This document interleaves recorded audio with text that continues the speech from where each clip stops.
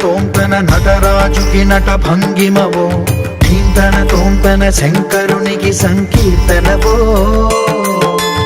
ఈశ్వరుడే అనునిత్యం తనలో తలచుకునే ఓంకారమువో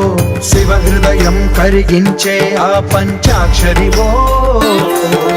నీ మదిలో